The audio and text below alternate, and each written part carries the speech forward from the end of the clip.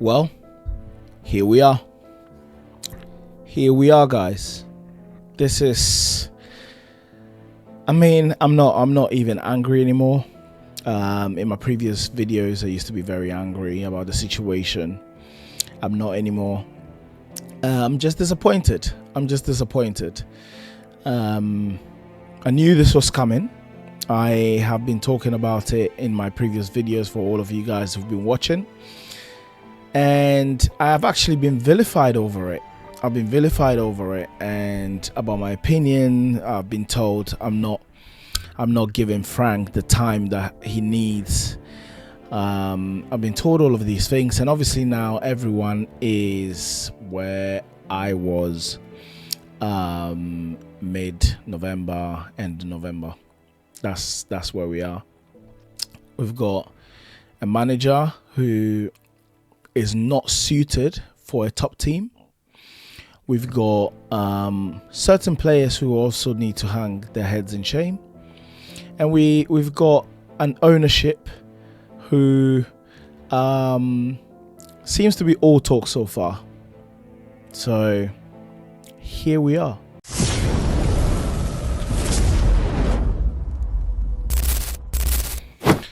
Yo guys, big up, it's your boy Money on Designated Hotspur.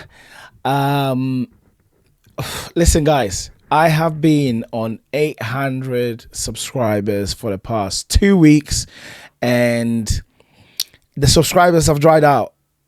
So please keep subscribing. The goal is 1,000 subscribers, 1K subscribers. That's still the goal. We want to try and hit that. Please, let's have a push. Let's have a push to hit 1K subscribers. And what I'm being told is that when people like the video, that's how the algorithm pushes the video out to other people. So please, liking takes 1 second.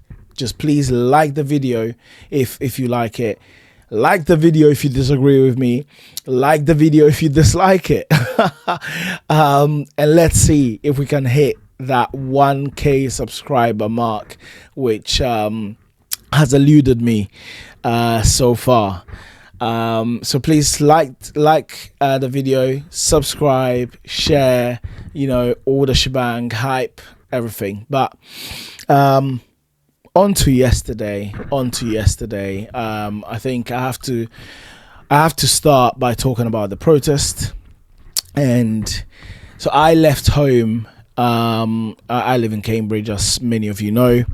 Left home with the view of catching the protest, but then there was a car crash, which made me late to the protest. So by the time I got there, the protest had moved into the concourse, which I joined, but there wasn't much to join, unfortunately. In the sense of, when I got there, there were people who were just eating, relaxing, having a conversation, and it's a big shame. It's a big shame because, big up to the to Billy T, and the guys that changed for Tottenham, because they've put in a lot of work, and they've gone on many streams, many shows to try and drum this up. But it seems like the fan base is not understanding the urgency of the situation that we're in, and that is damning. And it's not a slight on the guys that changed for Tottenham. It's actually a slight on us as a fan base, because for us to not turn up to a cause that is going to benefit the club itself, to me just shows the reason why this ownership can continue to make a mockery of the fan base.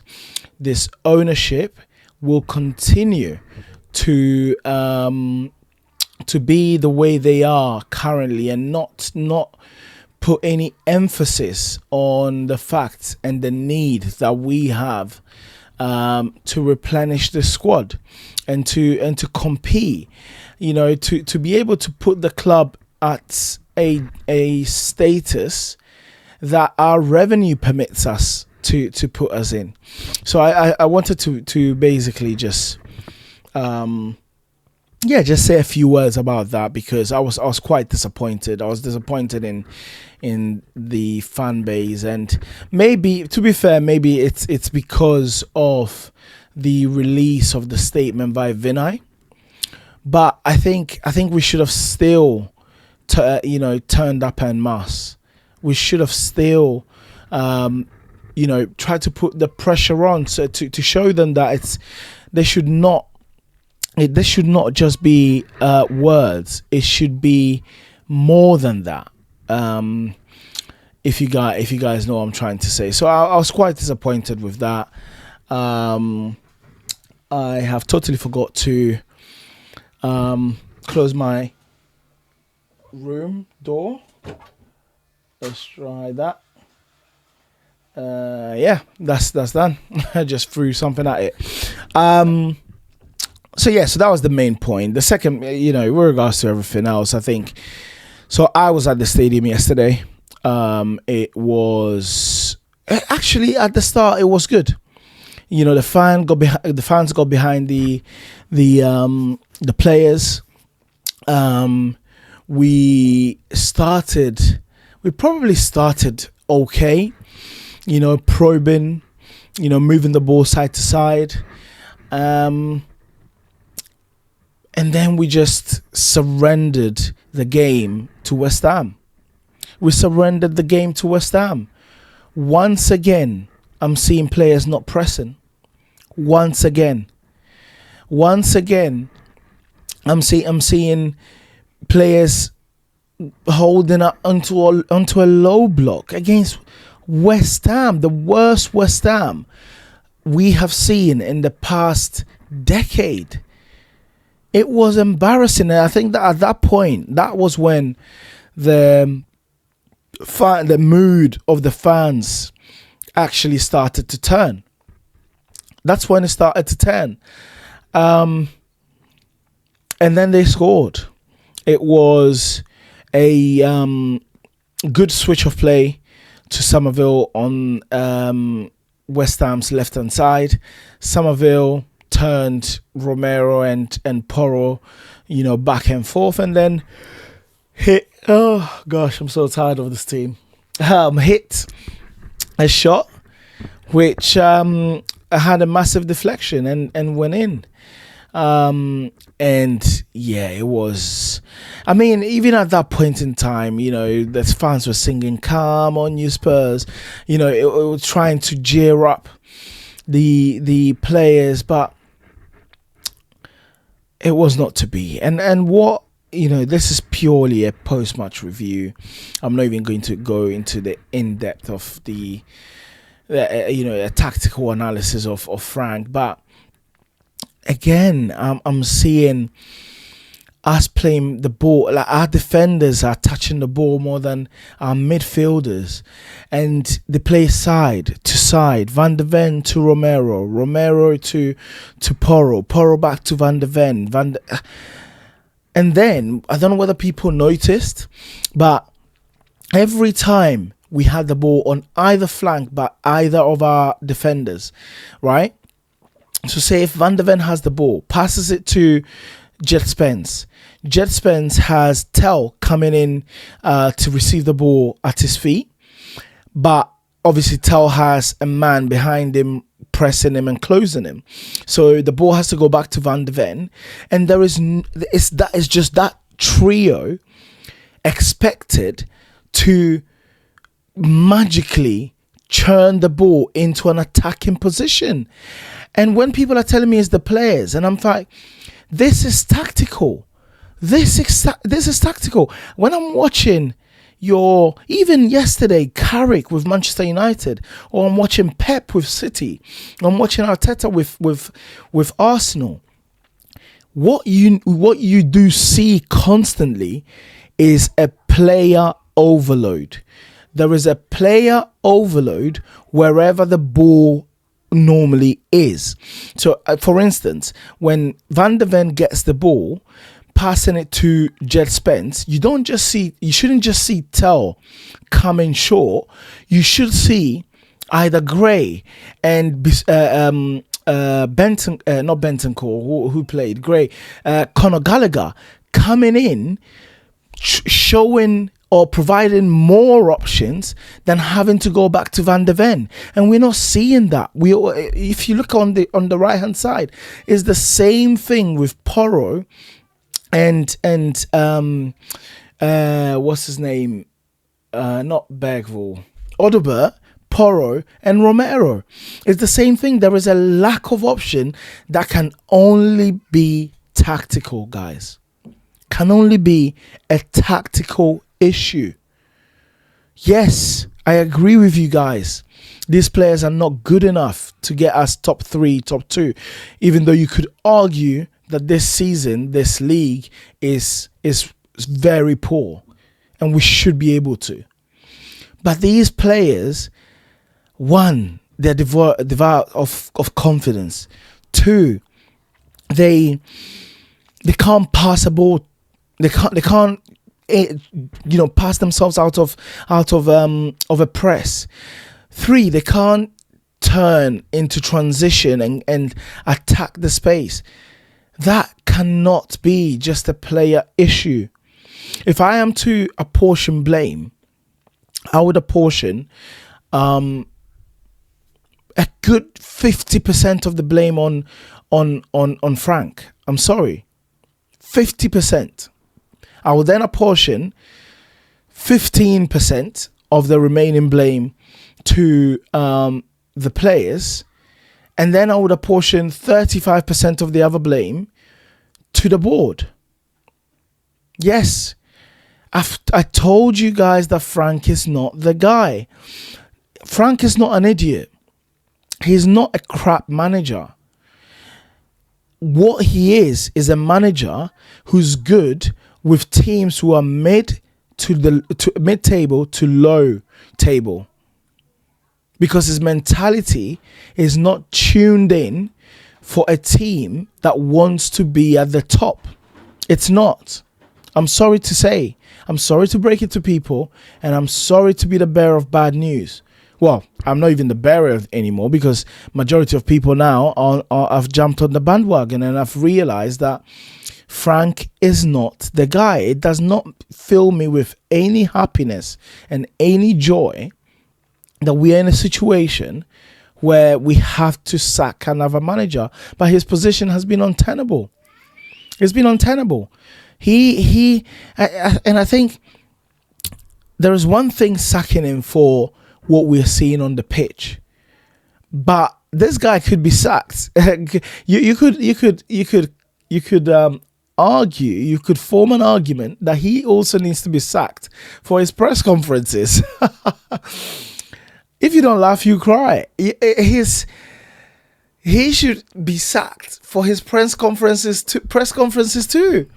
Because this guy, the things he says is absolutely deluded. He's delusional. He don't know what he yesterday he says he feels we're closer to turning things around. Give your head a wobble, Thomas Frank.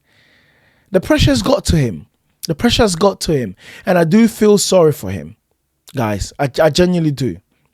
I feel sorry for him because it's not his fault that he has been at a club for 7 years, majority of those years fighting relegation, and that he has been chosen to come in and turn the fortunes around for a club who's under immense pressure.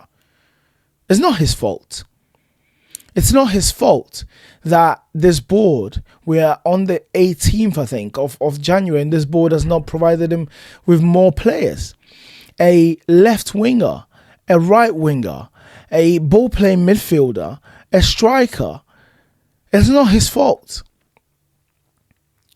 So I do feel sorry for Frank, even though I do feel and know he's not the right man for us. I do have that form of sympathy for him from that perspective.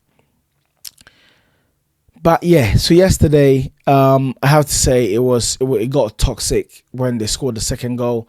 It was so far away from us, I couldn't even see what happened. But from what I'm hearing, during the corner, Flapianski, Vicario just decided to drop the ball. I haven't watched it back,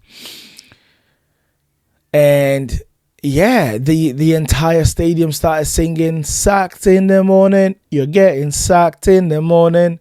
Sacked in the morning. Yeah, they started singing that because they've had enough.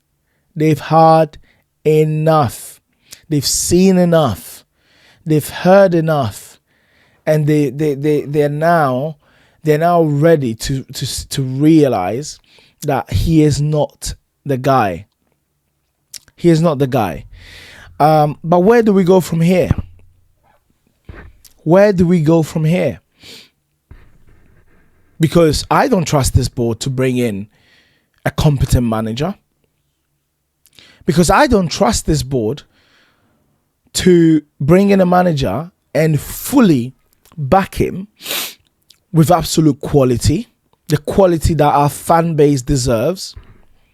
The quality that our revenue generation should allow us to bring in. I don't trust this board. It's all talk.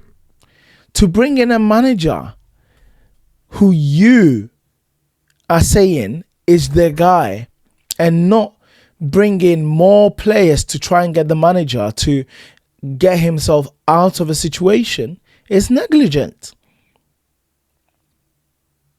So yeah, I don't trust them, because if we were a big club, well, actually, sorry, we are a big club, but if we acted like a big club, what we would do is right now as we speak, they would be in Xabi Alonso's home, telling him why he is the man to rebuild this for us.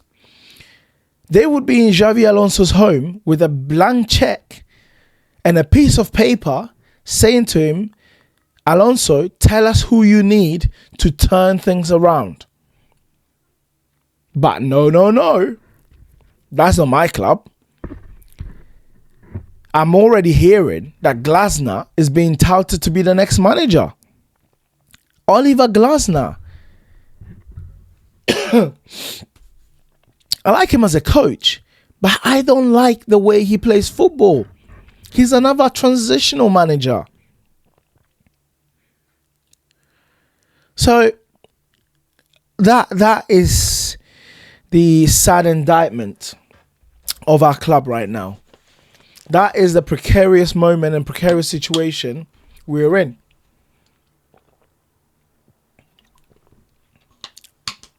This club is killing me. Lost my voice from yesterday. Absolutely lost my voice from yesterday. Yeah, and that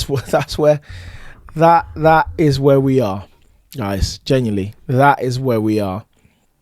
And yeah, sorry to say, but Frank has to go. This board, if they are not going to set things straight and set things right, they have to go. And yes, some of these players have to go, because some of the and you can see he's lost the dressing room. He's lost the dressing room. These players are not playing for him. Like Jet Spence is not playing for him. Xavi Simons is not playing for him. Romero, and Romero's having a fight with an argument with this manager on the pitch. I don't know if you guys saw. I don't know if you saw what was happening on the pitch. He was asking to be substituted, and Romero was and Frank was refusing to. Like, I'm sorry, but this manager, yeah. We had West Ham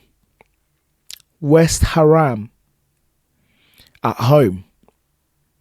We had West Ham at home, and they had better XG than Tottenham Hotspur. Anyway, guys, smash the like, subscribe, please. No, please smash the like so that the algorithm can push this video through. Subscribe so that I can hit 1K. And as always, come on, you Spurs.